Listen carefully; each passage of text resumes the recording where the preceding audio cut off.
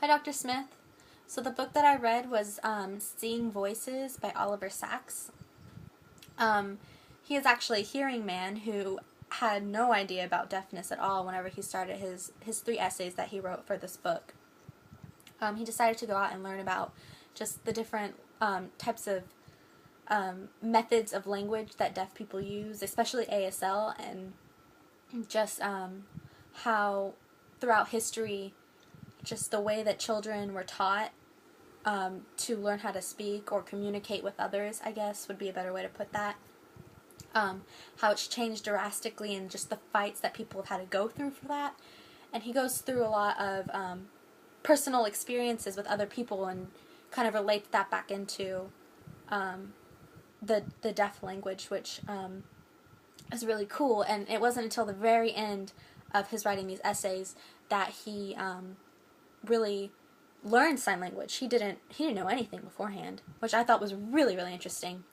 So his book split up into three parts, and the first part is about just the history of deaf people. It just covers history in general. They started out oralism, how people fought for sign method because it was easier, or it was a better way for deaf people to communicate. It was easier for prelingualistic deaf children who have never heard sound.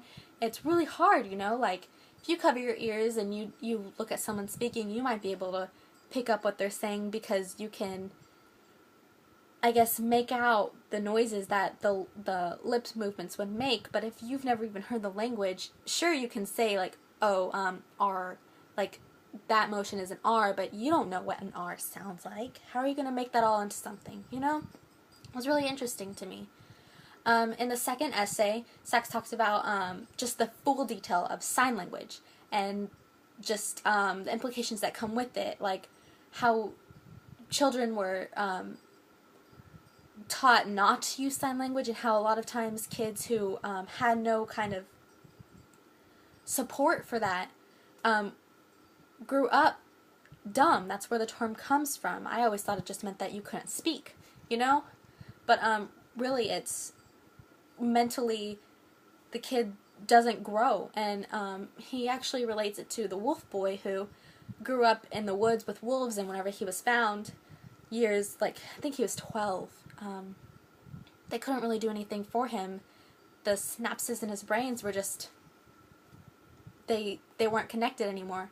So even though they tried, they couldn't help the little boy learn language, which is kind of what happens with deaf kids who don't have that kind of support, which I really, really found interesting. He also includes in his third essay just his first-hand experience at DPN. And honestly, I've heard so many stories, and just, of course, it's very important about deaf history, but it wasn't as interesting as to me as the first two essays. But overall, I really, really enjoyed the book. He goes into detail about just language and how prelingual children who are deaf have a harder time. And in the past, because it was oralism that was pushed so hard, a lot of kids were sent to like deaf asylums and stuff like that because people really didn't think there was hope for them. And of course there's not hope for them if you're trying to teach them a language that, honestly, they can't learn. You can't expect somebody who's never heard the language to really understand how to put that all together. And I think that's something that I really pulled out from this. That's something that's probably the main thing that I grabbed from this book, because I've never been deaf. I've never had to worry about not being able to hear, not being able to use my language that I have. Of course, I have an incredible experience with being able to sign as well, but deaf people who are deaf, they've never had to sign before, so of course, or they've never had to voice before, so of course it's going to be harder for them to really learn English and have to voice it.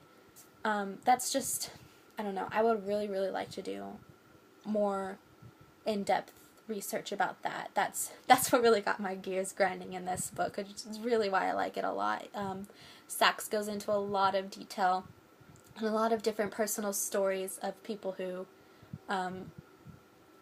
just had the struggle of having to learn oralism or not being able to use a language like sign language that would really help them grow as people, and just throughout the history of that, really how people, hearing people came to advocate for the deaf along with the deaf, and how now today sign language is an accepted language, and how even if it's not ASL in other places of the world, their method of signing is still the preferred language of deaf people, and it's what's taught now because it's easier. And of course, it's not to say that all deaf people can only rely on sign. Of course, that's not true. But that's really what he talked about, was just how pre-linguistically deaf children and deaf people, it's really hard for them to learn oralism, and they need sign language in a way, you know? So that's really what I got out of this book, and I really, really enjoyed it, honestly. I got it in a Nook book, and it's on my phone, and I'm recording with my phone, so I can't show you, but out of the 180 pages that are actually his essays, I have at least 100 annotated different, just like really interesting things that I found and that I want to look at more. And a lot of his essays were footnoted, so he referenced a lot of philosophers and their works with the deaf people. And so a lot of his essays were me going around and trying to find out the information so that I could follow his book completely to like the full extent. But and I know for some people that might be hard, or it might just completely turn them off from the book. But to me, it made it more fun to read. I really liked this book. Oliver Sacks does a very nice job of bringing in the deaf culture and the deaf history, and just how important it is to not only deaf people but hearing people who have to communicate with them, you know? Yeah, I don't know. I really liked it. I'm just looking at my notes to make sure I got everything.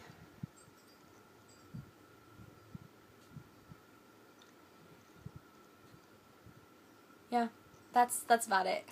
All right, thank you.